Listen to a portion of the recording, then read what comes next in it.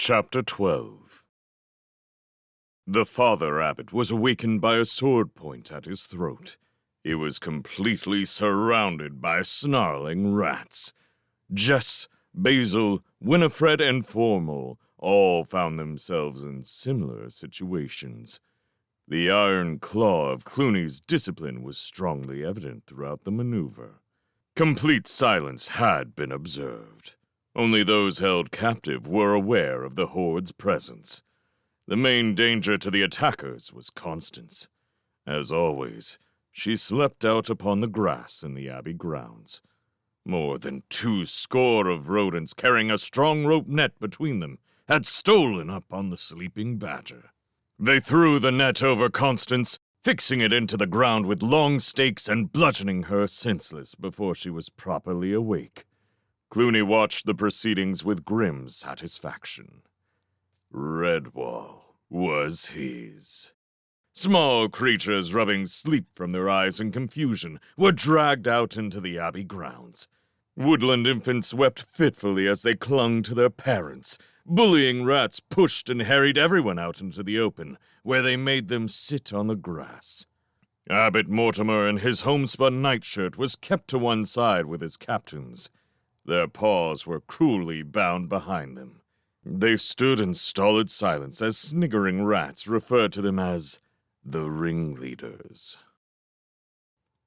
Cluny the Scourge stood in Great Hall, surveying the marvelous tapestry.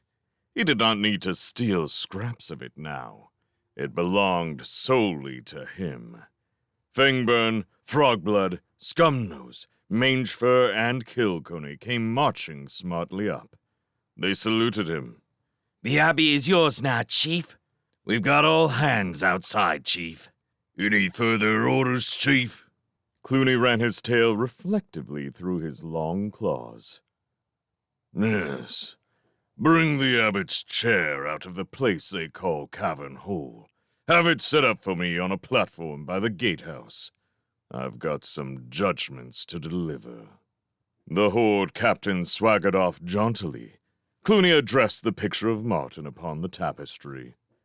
"Well, warrior mouse, what do you think of your brave Redwall defenders now?" "Not much, I imagine. I'm going to let you stay up there and witness some drastic changes." Cluny jabbed a claw at Martin, his voice laden with menace. "No more will you haunt my dreams. A voice inside me spoke as I waited in the woods tonight outside your precious Redwall. It said that before sunset this day, I would be free of my nightmares forever. What do you think of that?" Martin continued to smile fearlessly down upon Cluny. The warlord cracked his tail, shattering the silence of Great Hall. He seemed driven to great anger by the apparent unconcern of the warrior. "Henceforth, this place shall be known as Hall of the Scourge," he shouted insanely. "No more will the abbey be known as Redwall. It shall be called Cluny's Castle. Everything will change." The warlord went off into a berserk rage, stamping about the hall, slashing and whipping at the shadows with his tail as he invented new titles, screaming them out as the echoes bounced back off the walls at him.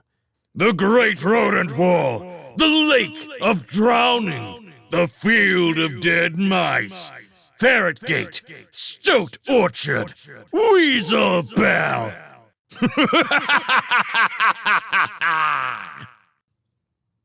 Outside upon the grass, the woodland captives heard Cluny's crazed laughter ringing from the abbey. They shivered at the thoughts of their inevitable fate. He was making them wait, drawing out the tension, reveling in their misery, savoring his evil victory. Abbot Mortimer looked up at the sky. "It will soon be dawn," he said sadly. A rat pushed him heavily to the ground. "Shut your doddering mouth, old one," he snarled nastily. Jess Squirrel knocked the rat flat with both her feet. She sank her teeth into the bully's back. A pack of rats leaped upon Jess. They dragged her off their screaming companion and beat at her with their spear butts and cutlass handles. "Leave her alone, you cowards!" Mr. Squirrel shouted as he struggled to hold back Silent Sam. "You're very brave in a gang, but you wouldn't face my Jess if her paws were free, you scum! Not if there were twice as many as you!" Father Rabbit struggled to his knees. "Please, I beg of you, do not fight on my account! They have the advantage. You'll only get hurt." "Aye, sensible words, Your Honor," Cluny said, as he made way for the abbot's chair to be carried through. "Take my tip and sit quiet until the chief comes out. Don't make it harder on yourselves than it's going to be. That's what me old mother always used to say." "Good grief. Shouldn't think a blackguard like you ever had a mother." Basil sniffed disdainfully. Cluny cackled and slapped his thigh. "Well, now, aren't you the big comical rabbit? Let me tell you, my fine gentleman bucko, you won't be half so funny when the scourge is done with you. No, sir." The prisoner slumped dejectedly upon the abbey grass, awaiting the break of dawn and the coming of Cluny the Scourge.